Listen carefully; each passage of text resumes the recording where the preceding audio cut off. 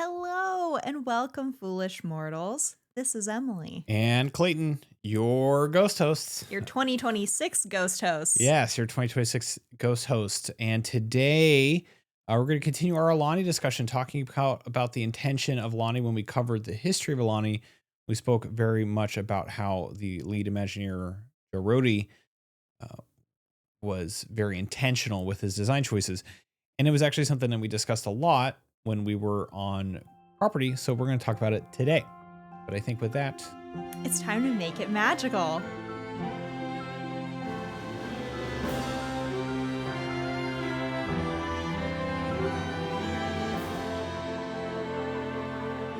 Happy 2026, everyone. yeah, Happy New Year. It's when this releases, January 14th. But You should have just said it's January. It's January. Don't jinx us. It's January 14th. Yeah, it's Happy New Year 2026. We're doing a little pre-recording. We're actually We should be in We're in Florida. At this time. We're on a plane when this releases, right? No. No, that's right. No, we're not. That's not right. We're in Florida. Aren't we on a ship? Just leave it at that. Aren't we on a boat? They'll hear all about it. We're going to do a trip recap. Yeah, so we're going to Florida. We're not doing a full Disney World thing. We're going to do Epic for a day. Epic Universe. Or we've done Epic for a day. We are doing a resort stay at the Disney World resorts. And then we are going to get on a cruise ship. Mm-hmm. So we'll talk about that. I think Lots of fun to come. I think you have at least 2 episodes for that. Fun fact. Exciting. Let's just start off. We took a bit of a break for the podcast. I think just to prep you for hopefully future years of more podcasting. This is probably what we will do at the end of every year around December time. It's kind of nice. I think most people understand it gets a little crazy. We're usually burnt out by December. I think that's an important thing to do to be sustainable in trying to do this podcast, is that Message received. Otherwise we get the burnout. We had a big conversation about that the other day. I got scolded. Some tears, some scolding, same old. But yeah, so we'll have a break towards December. What we learned was that if we don't be intentional with how we do things, we get a little burnt out, and then our break is a little bit longer than intended. But we'll at least probably shut down the last 2 weeks of December, probably the first week of January at least, depending on how it goes. It's been really nice. We'll check in with you next year about it. Yeah, it's been really nice. End of this year now, technically. I'm on work shutdown, so my other boss has been commanding me around the house. We've done a lot of me. I understand. Yeah. Okay. We've done a lot of decluttering. We've gotten rid of a lot of stuff. I was exhausted, so exhausted yesterday. I fell asleep on the floor. You did. After I was giggling at you. I fell asleep for like a good 30 minutes, face down, while I was reading my Kindle. We're still getting, I think today will be more of we are recording, but this is fun. Yeah. Of course. Yeah, we're going to go get some food. It's New Year's Eve when we're recording relax. This. It's New Year's Eve when Stranger we're recording Things, this. I'm sure many other people, they're watching it. All those things. Yeah. Other mousekeeping stuff. We got a new review. We did. I'm going to read it because it's fun. And you're the one to read this. And it's about me. I'm part of it too. It's mostly about me. Spoiler alert, it's a meh review. So just don't be like, oh, I'm laughing about it. You should be laughing about it too. But some of the words that are used in said review are not so funny. So the title of said review is Yikes. Ooh. We're off to a bad start. Maybe we should tell a story about how this review was first shared to me. I was on the ground. I was downstairs doing some stretching, waiting to come upstairs for bed. Emily comes down. I don't know if I should show you this before bed. I'm like, oh, we were about to get ready for bed. That's not like a good time to share this. What do you mean? She's like, we got a new review. I was like, oh, that's fun. But why would you want to show me before bed?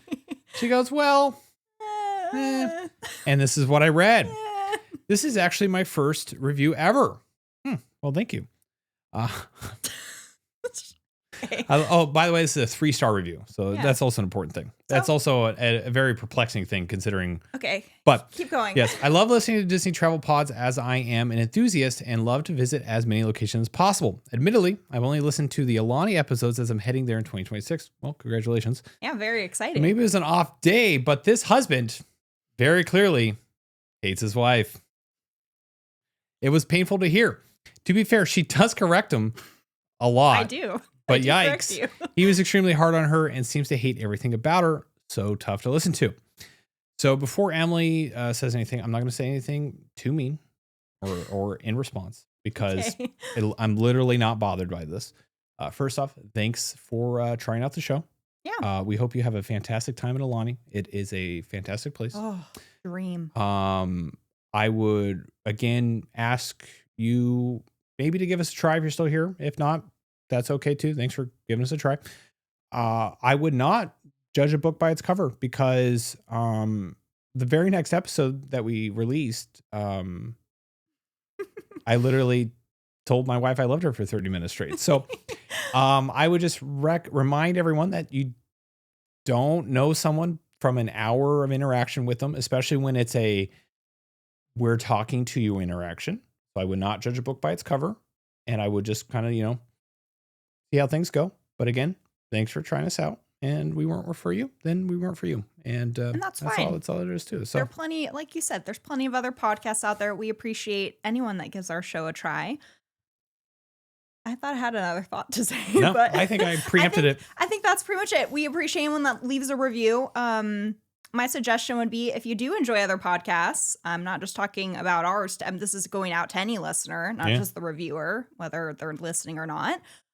Make sure to tell the podcast that you do enjoy, that you enjoy them. I know I've said that many times. It doesn't even just have to be a podcaster. Anyone that creates something, it takes a lot of work and a lot of heart goes into anyone that creates something. So make sure to tell the people who do that you enjoy things. Tell them that you enjoy them. Don't just leave negative reviews.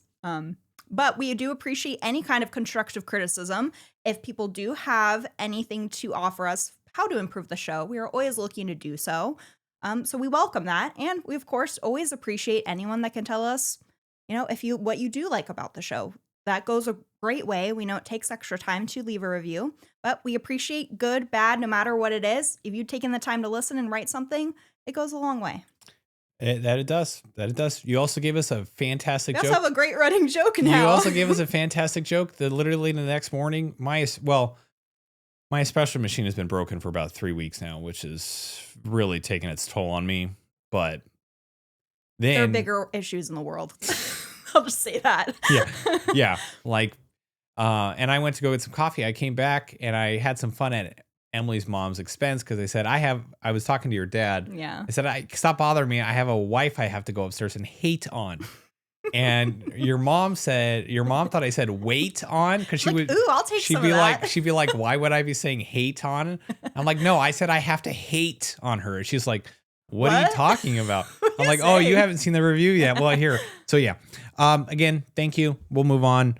Do you want to exit the room since you hate me so much? This is kind of the running joke now. I keep saying this kind of, so I'm like, why would you want to go take me out to lunch if you hate me? My other comment is, if you look at this, we've been doing this for 3+ years. And if I hated my wife that much, I would literally have more respect for my time where I wouldn't be stuck in this room for multiple hours. And for my sake, if I thought you hated me or I got any kind of vibe, I have a lot more respect for myself to, do better. And also what's kind of interesting is that I edit all these like literally in front of Emily and I'm always giggling and laughing about it always. And Emily's just like looking up. So maybe I just subconsciously do hate you that much. So I was giggling at all the jokes I did. But at the end of the day, again, it's okay. We're just having some fun at your expense, but because that's our sense of humor. So, last bit of housekeeping, I think. Yes. Patreon gift. This is the last time we will make this announcement.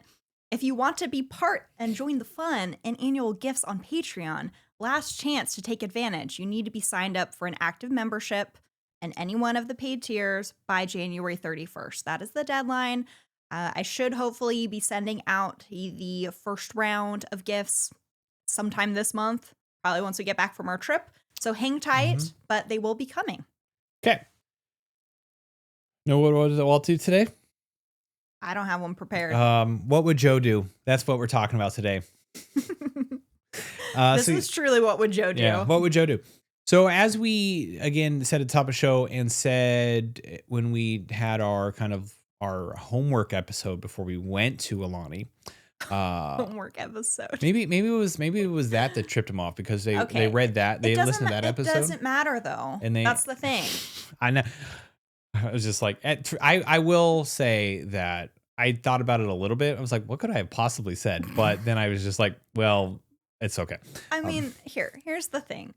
I also I wanted to say this too. If you ever get, this is to all of our listeners out there, our lovely listeners, someone ever says something maybe not so nice about you, you just need to look within, and as long as you know you're doing right and trust in what you're doing and how you act to other people, that's really all that matters. Yeah, I literally you can quiet out the noise. I literally said to Emily when she showed me this, I said, you know that's not true. I know that's not true. I 1,000,000% know that's not true. You are the most loving person in the world. I think even before I showed you the review, you were talking when we were having our sit down about how we kind of need to handle the podcast to not get to burnout, and me being the crazy over planner about everything.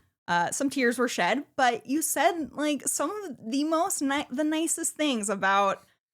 I don't need to share it, but I don't need to get more personal. Actually, please do. Go ahead and share. I'll just be over here.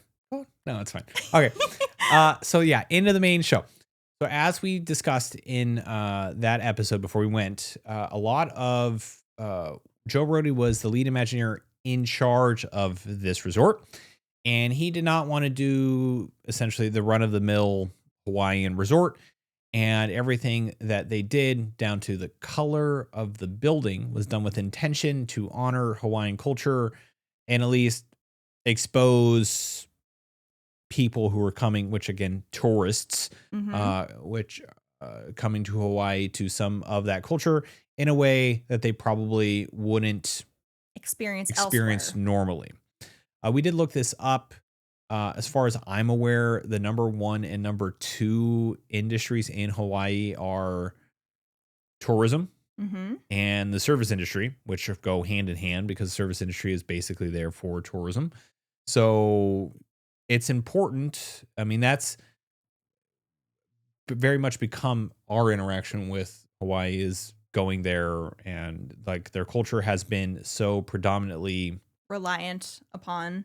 Well, that, and also it's been kind of utilized by celebrity, like, Presley, and then some of the stuff that's there has been like the spam thing it's become a melting pot. Yeah. But also at the same time, it's very important to them that they maintain their culture. That's why they do things like the luau's. There's much more than pineapples and spam, Elvis Presley, Lays. There's more than that to Hawaii, but those are the images that usually come to mind from tourists who are coming to experience it. And that's the imagery that usually gets pushed on you. Yeah.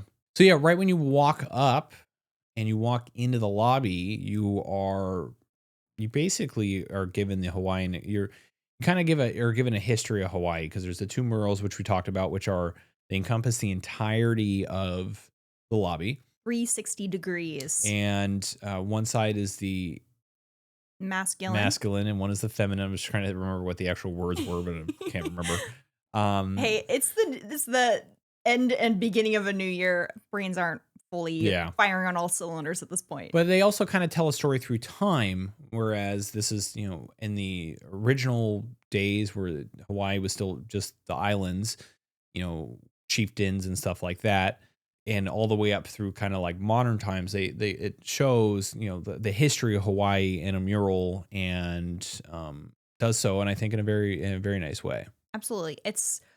I think let's before we really get into pointing out every single thing as far as trying to really perpetuate and teach tourists, visitors about the culture of Hawaii. The reasoning behind we're doing this, I think when people hear the word Aulani, a Disney resort, you of course are hearing Disney and you think, oh, the Disney theme parks, the movies, it's going to be just like Disneyland where there's characters everywhere. There's much more of an emphasis on the commercialization that goes hand in hand with a mega corporation like Disney. And there's the other hand of it where people who haven't gone, they would say, well, why would I go all the way to Hawaii to stay with Mickey Mouse, basically? Why would I want to sit on the beach with Mickey Mouse holding my hand, basically? Why would I pay all that money? I'm going to Hawaii to go to Hawaii and kind of write it off that way and assume Aulani is something much different than it really is without having actually experienced it themselves. And on top of that, we obviously are not local to Hawaii. We did not grow up there. I've not lived there. I'm just someone that's visited a couple times in my life and been very fortunate to do so. So we're coming at this with the lens of a tourist perspective and going in after doing a little research beforehand. So we had more knowledge of what to expect going in and we saw more of these details. But what would an actual Hawaiian, what are their thoughts on something like this? We did try to look this up a little bit. So we're going off of the perception that locals may have, also on top of the locals that work at Aulani and our experience chatting with them and hearing about what their thoughts are. And I mean, it all kind of shines through when you get to have moments with people that work there and get to express how they feel. You can't really fake that. Yeah, one of the things that I looked up when we were discussing this was, or kind of looking, we're there and trying to discuss this some was how did how did Hawaiians, people, islanders, react to it? Because from the very beginning, like you said in our homework episode, part of the history was Hawaiians were very hesitant and quite worried about the Hmm. fact that Disney said they were interested in coming to Yeah. Oahu, which they are rightfully so. You even look at other neighboring resorts and you can see the difference. I'm not necessarily saying in quality, but maybe with the messaging that is included and the effort put into creating these resorts from a Disney resort to the ones just right next door to them. Yeah. Yeah. And there's a probably a fine line between a genuine and just co-opting, which again is there's been a lot of history of brands and people co-opting Hawaiian culture for the sake of selling something. So there's definitely a fine line between a genuine attempt and you know just co-opting, which I'm sure was there's still people that probably do think that way, which is perfectly valid. I Mhm. mean, it's again it's I would say if we were Hawaiian and we would have probably a different take. But Absolutely. I've been to Hawaii twice now, but this is the first time being to Oahu. I had previously been to Maui. This was I've learned more about Hawaiian culture in this 4-day visit than the last 10-day visit that we had, and it to me as an outsider looking in definitely seemed very genuine in the interactions that we had. Again, that part of that might be the Disney kind of guest experience, and part of that is probably genuine care to be in that interaction. But as an outsider looking in, it seemed like a genuine attempt.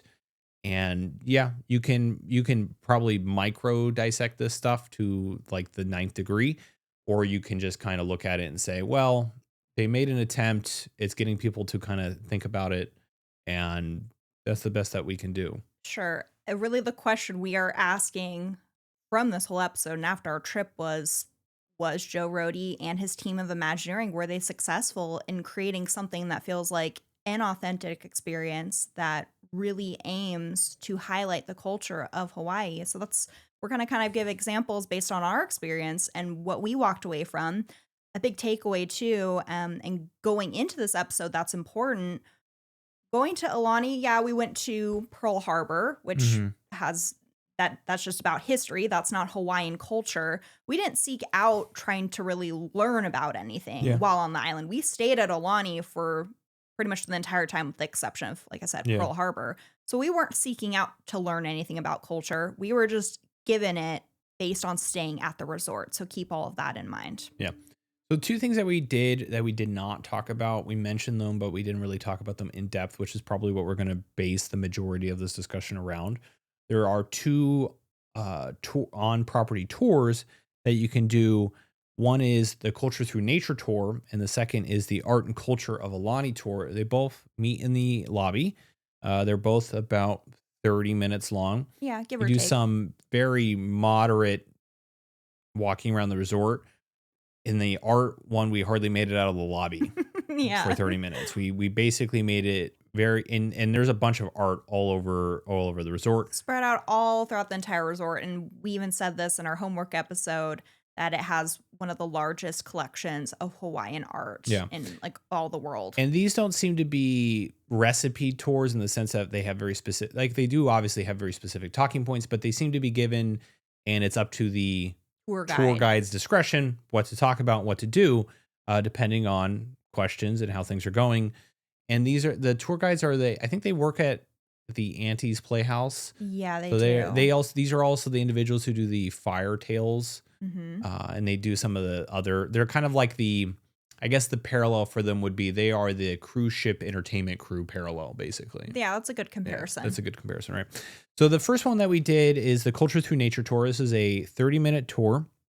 Takes place in the lobby. And its primary thing is you start in the lobby and then you walk around the grounds. Starts in the lobby and you walk around the grounds. You walk more around the grounds in this one, especially through the mischievous water valley. Yeah. Again, we're not Hawaiians. Let's pretend like we know what we're doing. So in this one, you basically get an insight into all the agriculture of Hawaii and how Imagineers took that as inspiration for some of the landscaping as well as some of the exterior details that are in the resort. Yes. You can think of things as simple as, we didn't even pick up on it until they pointed out. So there's the kukui nut, which is, I believe, the kukui nut necklace. Put it away. Sorry, it's the one time you could use it as an example. We just cleaned out the studio. The kukui nut necklaces were sitting right there, and now they're gone. Sorry. We just cleaned the studio, so perfect timing. So the kukui nut is got a lot of uses in Hawaii. Mm-hmm. More so List back them now. I'm just kidding. Like one of which is you could put them all. There's a lot of oil in the nut, so you could put them on a pole and burn them like a torch. And it's interesting because you'll light it from the top, which it's sense, like but it basically it's like a sparkler. It burns through the oil and then it'll basically light up the next kukui nut and keep going. Yeah. And something did occur to me while on our trip because we didn't do the nature tour. This didn't happen until a couple days. This is almost the third. This is the third day we were there, I think. Yeah, and I did notice these light fixtures all throughout the resort, and I kind of was like, "Huh, that's interesting." I didn't think too much about them though, or that there was any kind of silly me. I should know everything. Silly goose. When it comes to Disney, just like in the parks, the details matter. If you notice something and you question it, or like, "Huh, that's interesting." Why is it like that? There's usually a reason for it. Yes. That's kind of the lesson here. Yeah. So maybe I should have asked earlier. I just didn't think to. I just looked, I was like, that's an interesting design. All the lanterns, all the fire lanterns that line the resorts. Even outside, up to the resort. Leading up to, not even just inside, but also outside, basically anywhere on resort property. All the fire lanterns have these little poles with these little round circles, round nuts. Yeah. Thanks. You know what I really hate about you sometimes? Stealing my thunder. Could that just become 10 things I hate about Emily? 10 things I hate about Emily. 1, she steals my thunder. No. Yeah. No. So all the torches had these little circular nut-looking balls, stacks of, as in to represent these torches. So it's things like that. The other things that we learned, Joe Rohde hand selected the piece of coral that's there for the Pico stone, navel, the navel. I knew what that was. This is where we finally found it. It was hilarious. I said to Clayton, what we learned was that I just interrupted you. Sorry. Yeah, I know. I really kind of hate myself. Quit talking while I'm interrupting. That's your line. You're bringing it back into 2026. You know what I really hate? I kind of really hate that I interrupted you. I kind of hate I did that. Sorry, go ahead. Lava. Yeah, go ahead. Sorry. What was I going to say? Oh, I said to Clayton during the trip, because it is pretty comical how much we looked for this darn Pico stone. Yeah. We literally searched everywhere we searched except for 2 the one days. spot it's at. We looked. You say? Yeah, we were looking for 2 days. And I think it's ridiculous. I think what got us was that it's supposed to be the navel of the resort. So we were looking in the most symmetrically middle line portion of the resort. Yeah. And it's technically not. And probably because we didn't factor in like the parking garage, it's actually slightly askewed, and that was what got us. What I said was, if we are going to find this stone at any point, it has to be through this tour. I was holding out hope, and behold, you have it. Yeah. The very end of the tour, we're like, oh my gosh, because our tour guide was like, okay, and now the final thing. And I think he started talking about Joe Rohde. We're gonna take you to the Pico Stone. And we're like, oh. You could tell we were excited. He was even asking questions, and you got to be like, and was it you answered navel? Yeah, because he said, do you know what Pico navel means? I answered a question. Yeah, and some of the other things, a lot of the landscaping, all the forestry that's in there, a lot of it is native to Hawaii plants. And we talked about like what these plants would have been used for, things, all the roofs are like actually, I mean, there's at least on the outside thatching of it, like supposed to be grass thatching, which is, and it's supposed to be done authentically. There's stuff about how they made the, oh geez. Oh no. Maui had to hold back the sun so that Hina's. Oh, no. I'm sorry. I really apologize. It's been several weeks since we've talked about Aulani. Like to make the cloth. They bound the thing to make the cloth, and they have a place depicting all that. They have a place depicting how all the luau instruments are made from like gourds and stuff, which made it even cooler because we had seen the luau. We had seen the luau previously. It was like the night before, 2 days before. 2 before. nights before, yeah. So we picked up on, like, obviously when you're watching the luau, they don't necessarily explain anything. You do learn a lot, and we felt, this is our opinion again, throughout the luau, that it felt like very culturally authentic. Yeah, authentic, and I guess very mindful. Yeah. Like they're not just, because luau's, it skirts that fine line. You can read a lot of opinions about what locals think of luau's. The way I've seen at least one, I think when I was younger, and you can definitely get the ones that are more about like, okay, yeah, hula dancers and doing the typical things you expect from a luau. But this one, they were teaching you about like legend and things specific more to Oahu, it seemed. Yeah. But we noticed that these type of instruments or things used within the luau, our tour guide, he explained like how everything's made, the purpose behind them. And it was really cool seeing that connection that's actually used in the luau, and it is all authentic and correct. And he even was explaining, like, you'll see the grass skirts for hula dancers. And he said, no, that's not the authentic thing. You'll notice our hula dancers, when you were at the luau, they're wearing, I don't think leaves. What are tea leaves? So like you'd point out those kinds of plants around the resort and other kinds of plants and why they were chosen specifically for Aulani. And the reason, everything is intentional. Let's all say it together. Intentional. We'll say that a lot today. So that's just all very neat. We walked by that display how many times before this tour? Like all the gourds and instruments, all that kind of stuff. We walked by it so many times, and we would look at it and not really question. We were like, what is this? Yeah. We're like, okay. And we moved along. There's not a display or a big paragraph highlighting how much effort Disney went into staying authentic. They're not touting anything and giving themselves a pat on the back. That's how I felt. They really make things very subtle and make everything feel natural and as if it belongs. And you kind of have to dig deeper to understand what this all means. It's not thrown in your face like, hey, look at what a good job we did. Give us 5 stars. That's not what it's about. Yeah. And I think that became more evident when we did the next tour. So the next tour happened right after. This is the art and culture. Wait, there's a couple other things you skipped over, buddy. I really hate that. That was a perfectly natural transition, I will have you know. Oh, but go on. I'm sorry, don't you hate? I stopped you. I'm sorry to the listeners in 2026. Our 2026 word. Hopefully this joke will. No. Hopefully this joke actually resonates with people. It should fizzle out, I'm sure. As far as the actual roofs on Aulani, Yeah. they made sure to go about preparing them also authentically. They made sure to do a technique of layering the grass similar to how you would find other architecture within Hawaii. Yeah. Oh, that's so cool. And then our tour guide, of course, says, well, you'll notice that the grass on Aulani's roofs will always look impeccable. That's just with a little extra Disney magic. Yeah. You know what I love about you, Emily? How you never leave something unsaid. Oh, are you sure that's a good thing? All the details must be shared. Okay. Every single one to the point where I'll stop you.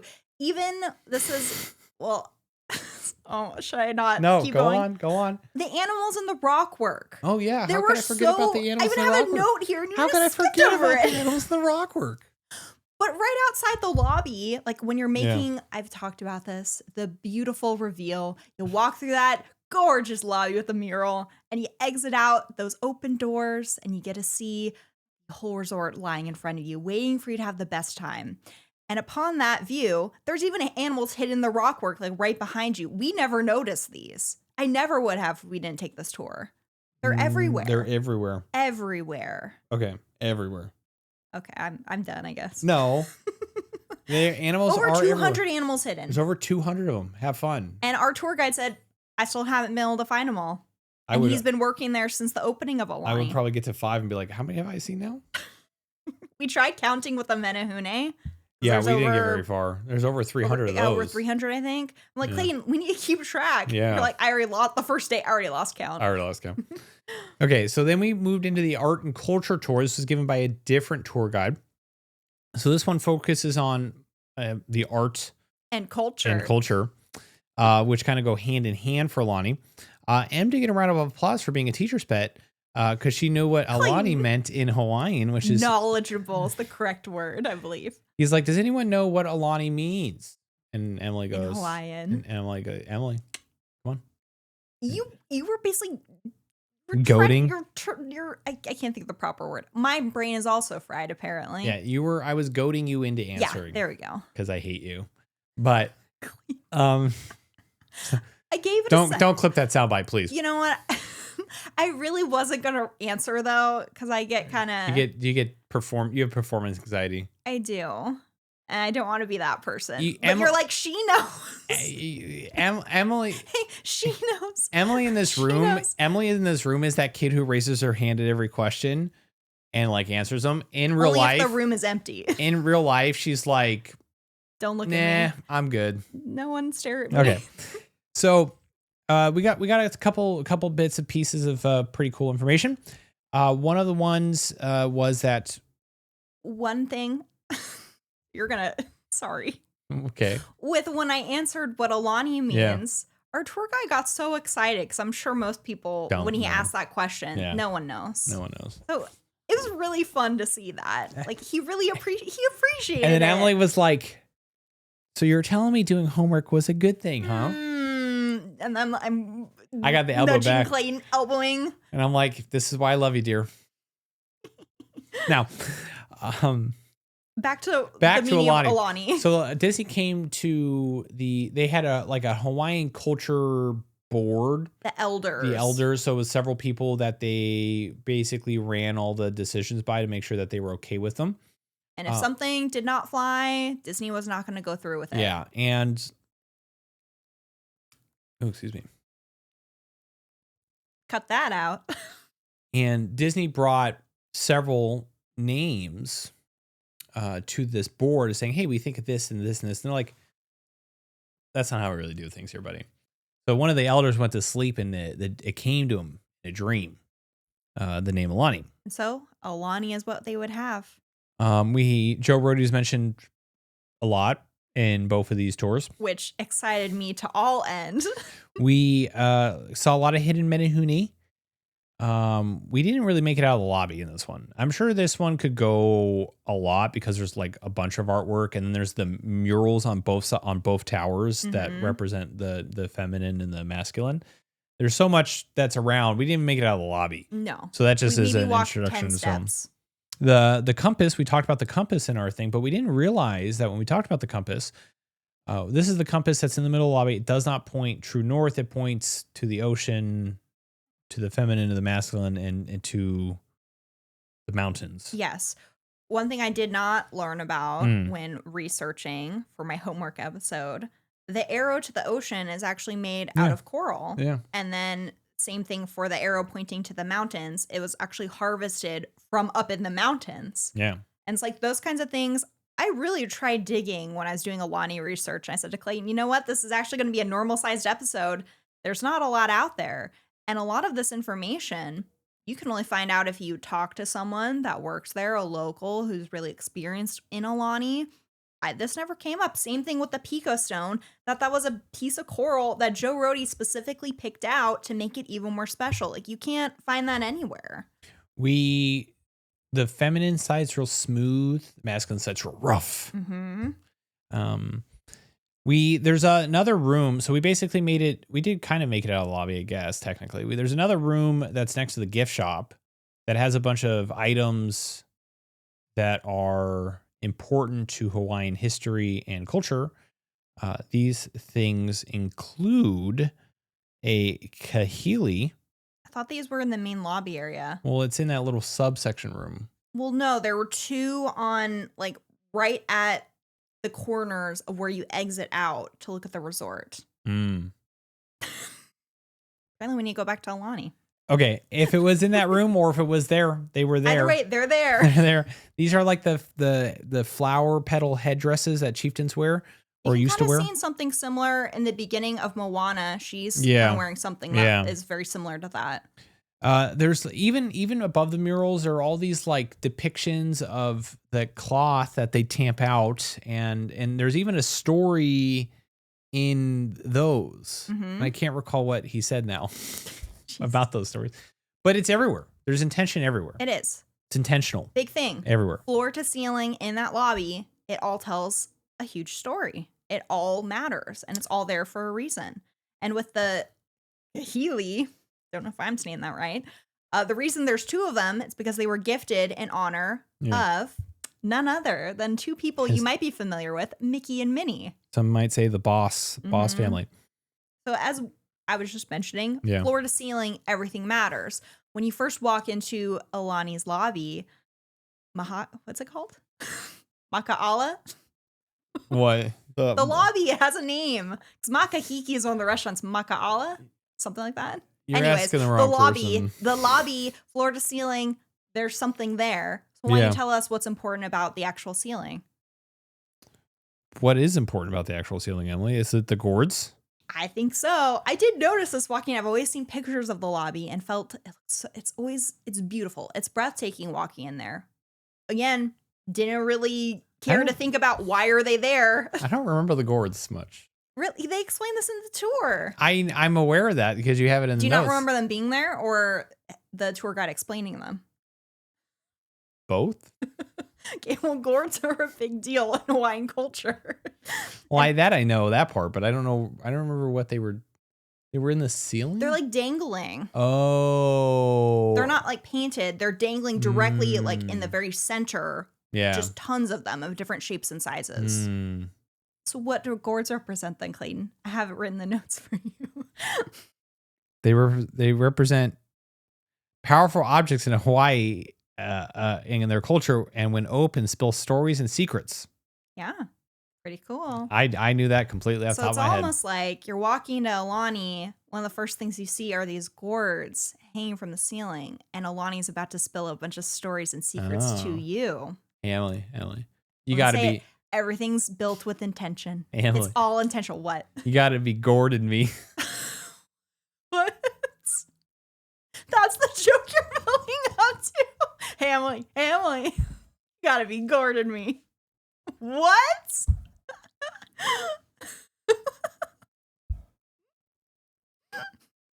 Serious?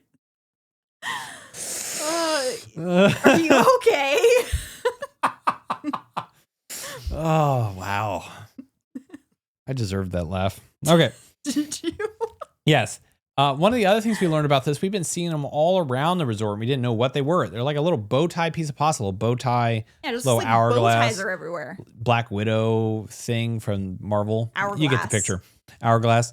And they're all over the place in a lot of the woodworking, like in cabinets and doors and stuff like that. Even in your room. Even in when your you're room. Going to do your business in the bathroom, you shut the door. The bathroom, they're on the door. No, they're not on the door in the bathroom because the bathroom door is slanted in the bathroom. Okay, they're on the other door leading to the bathroom. One of those interesting choices when I'm sitting down to do a little something and my wife's doing her makeup and the slanted door is letting all kinds of sounds and smells and Aulani, it brings people closer together. Smells and things like that.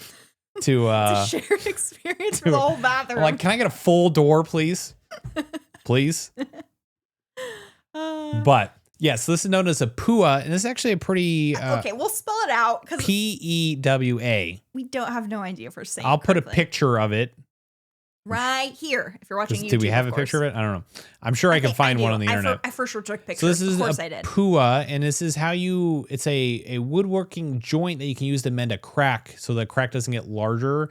So it brings stability to the wood, so that crack will not like get larger.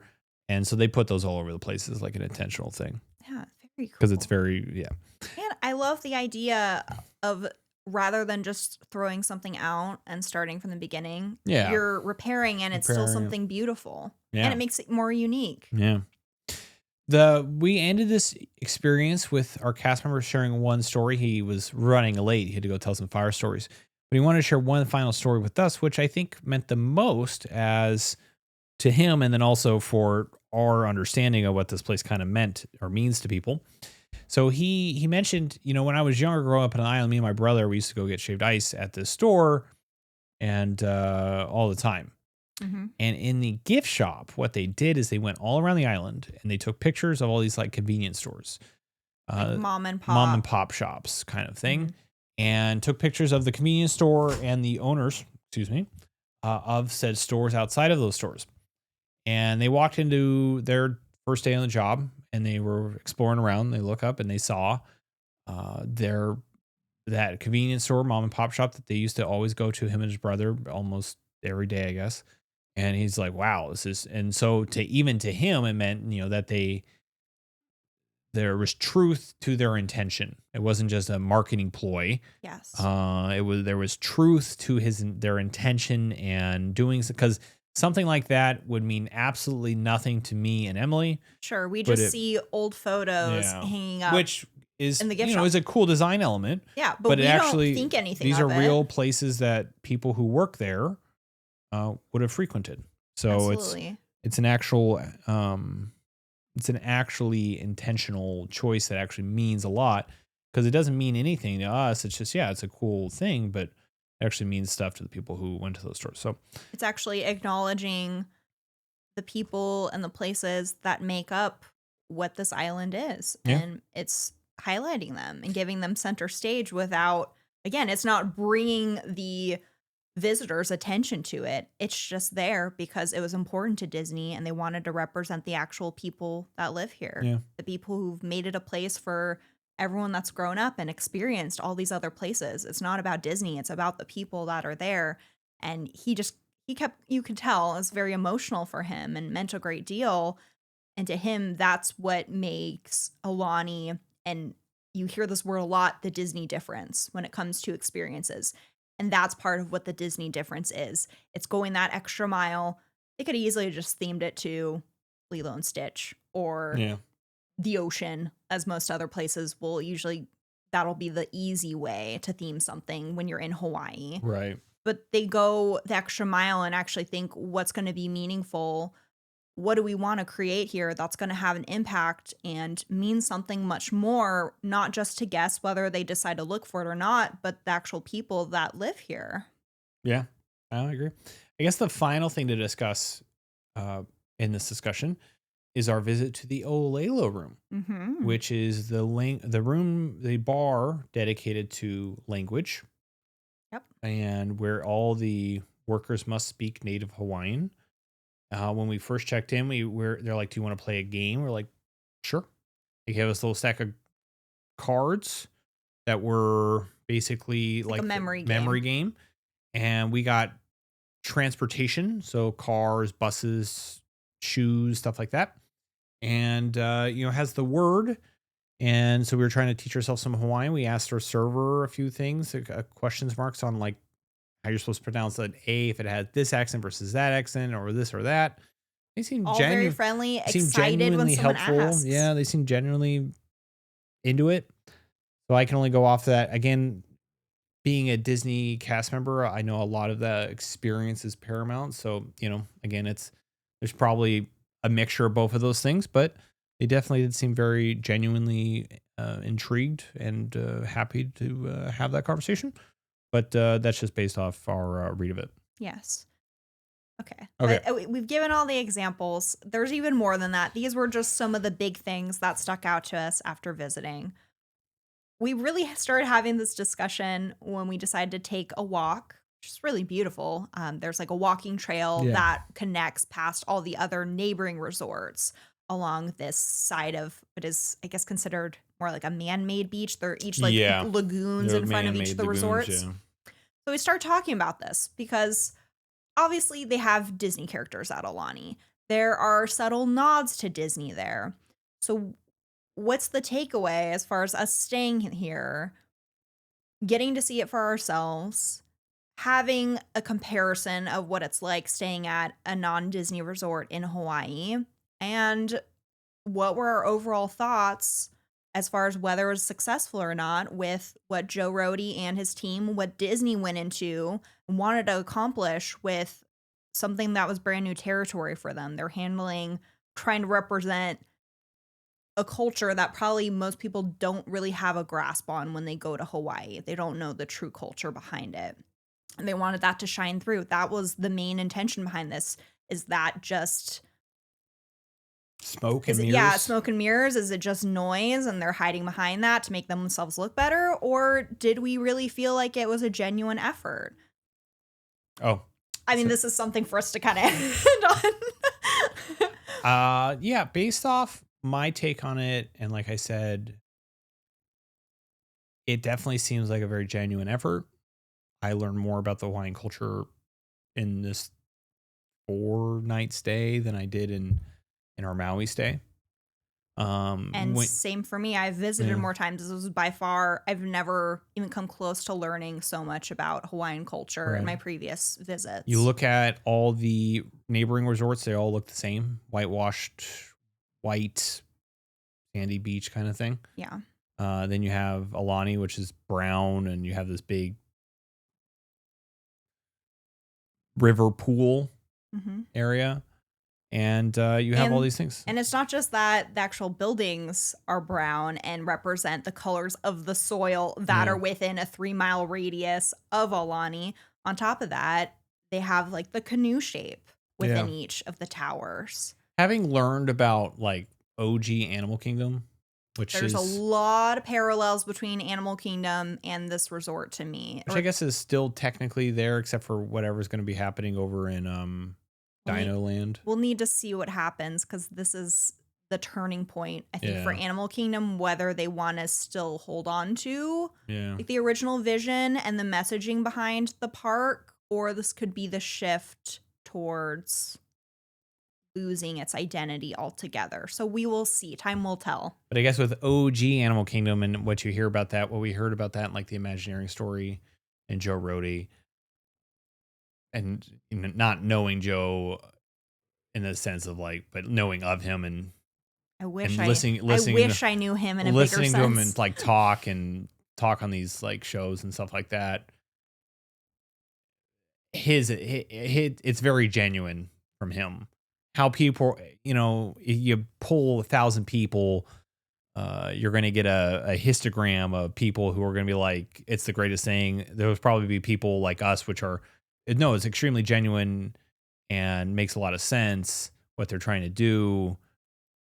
And then you're going to have the people like the naysayers, which are going to be, well, it's Disney still a business. They're trying to make money. Right. And of course they are.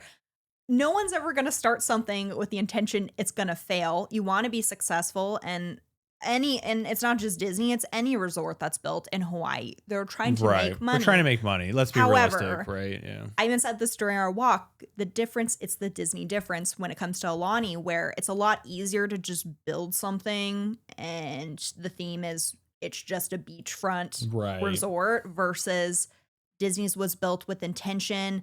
It's a lot harder and takes more work and effort to bring on a board of elders and, actually care and value their opinions and respect what their beliefs are and what they feel is right for what Disney should do. Right. It speaks great volumes. It's a lot harder to go the Disney route. And again, they're doing it not for props or Right. to get a pat on the back for, hey, look how good we are. Look at what we've done. They're not doing it for that because honestly, a lot of the details and there's a lot of subtle nods. There are things that are more overt in that, oh, clearly this has ties to the culture and what the Hawaiian people are like. There's a lot of things that it's like we wouldn't have known unless we did these tours, if we sought out to learn more. So they're not just doing it for clout. They're doing it for a much bigger and deeper reason to give meaning behind this project and create something worthwhile that means much more than all other things that are neighboring it, and to do something different. That takes so much more effort. It's a lot harder to do, and you have to commend them on that. To me, it's slam dunk success. I was so impressed. It's very moving that there's projects like that that still exist and that they are built with that intention from the beginning and that they can follow through and deliver. And it doesn't get lost behind, oh, well, it's going to cost more money to do all these things and no one's going to notice. Yeah. That's not the point of it. And that's like the same thing with Animal Kingdom. There's so much of that in both of these projects. Yeah. It's like, are they using it to sell tickets? Partially. Is it the main reason that people are going to Aulani? Probably not. Do people pick up on stuff while they're there that makes them probably appreciate some of the Hawaiian culture? Maybe not. Maybe not. That's okay. Some people may only care about meeting Mickey Mouse and eating breakfast with him, and that's fine. But is it the worst way? Is it the worst use of Hawaiian culture for this purpose? No. Is it at least try? Yeah. So that's fair. It actually makes a solid effort and does good as far as representation is concerned. And whether people want to see it or not, that's up to them and their experience. But at least the effort is made and is done remarkably well. Okay. At least those are my thoughts. Again, this is coming from two people who do not have ties to Hawaiian culture. Yeah. We were just visitors. And we tried to experience it and soak it all in for ourselves and like actually come back with honest thoughts. And this is how we felt. I was incredibly impressed by everything. Yeah, no, I would agree. You did it, Joe. That's the final. That's how we need it. You did it. You did it, Joe. And I probably said it 10 times. Man, Joe Rohde, he did it again. Everything touches strikes gold. Tell me how you really feel about the Mission Breakout, though. I do really like Mission Breakout, Clayton. I thought you get more sick on that one, though. I do. Okay. However, we don't have to go into that. Yeah, we don't need to go into Tower Terror versus Mission Breakout. I just like Tower Terror better. I don't need to go into how a ride makes you sick. Emily literally, we were on a walk the other day, and Emily literally said to me, we should probably get you some Bonine so that when we go to Epic, you can experience all the rides. And I go, wow. This is really sad that I have to take medication to enjoy myself at a theme park. But in any case, so again, happy. Joe, you did it. We're re-ending it on that, not on getting sick. Okay. Happy New Year. Like we said, we're on a cruise ship as of right now. So we'll be back. We're going to have an episode next week talking about why you should go to Aulani. Yeah. If you haven't gone. And maybe some tips and tricks about when to go and who to book with. Ooh. Because I have a travel agent who's put a lot of work into her travel agency stuff. Still putting in work. We got business cards, people. Yeah, that's right. We do. So we will be back next week. We'll have that. And then trip recap. And then we have, I think you have. Let's not look too far ahead here. Trip recap. And then something exciting coming. Trip recap, probably, because we're going to be going to Disneyland also to do the January half marathon, the final Run Disneyland event for the foreseeable future. Whap, whap. Oh, that's so sad. So I think you got a lot of trip recycling content and some other stuff coming your way. But a good mix. It's not just theme parks. Yeah, we have Disneyland. We have a Run Disney event. We have a cruise to talk about. We got some Universal getting jiggy with it in there. And if you're looking to have your own, if all that talk about Disney travel is getting you excited, you're jonesing for a Disney trip. And you're like, wow, I really want to go on a Disney cruise. Oh, I want to go to the parks. Yeah. I want to see the genius of Aulani. Look no further than the Disney specializing travel agent to my right, who does all my Disney travel booking. That's right. And I don't have to worry about a thing. You don't. And even if she wasn't my travel agent, I wouldn't have to worry about a thing because she'd take care of all of it. But she can do that for you. And she's had some clients that are recently gone on some trips. I'm sure they can attest to nothing but your ability to get things in order. Absolutely. The best part, it does not cost you a single dime to book your trip with me. It is free to you. And I'm there to help as much or as little as you need. If you're interested, you can always reach out to me at emily@njftravel.com. Shoot me an email there. You can also find me on Instagram at makeitmagical_travel. So feel free to reach out if you just want to start talking about Disney and get a trip going, and I can help you from there. Yeah. If you're on the YouTube side, like, comment, subscribe. We would love to have you over there. Otherwise, if you want to leave us a review, we always love to read them on the show. We do. So, we won't shy away from anything, but please, only good words, only kind words. But no, I'm just kidding. We'll just say, if you do like we do, we would greatly appreciate if you could leave us a review. Yeah. They go a long way. That's all I can say. That's all we can say. And they make us feel really great because a lot of hard work does go into creating what you are listening to here. We're like Teflon, baby. Whatever you say, right off the shoulder. Sticks and stones will break my bones, but words will never hurt me. That kind of thing. But in any case, I think with that, we've drawn on long enough. So remember to be kind to each other. And what's my line again? Say it with me. Oh, yeah, that's right. Let's make it magical. And everything is intentional. And I got nothing. I got really excited saying that because it's the first one of 2026. Yeah. Hey, here we are. Okay, so okay, weird bye. end. Bye.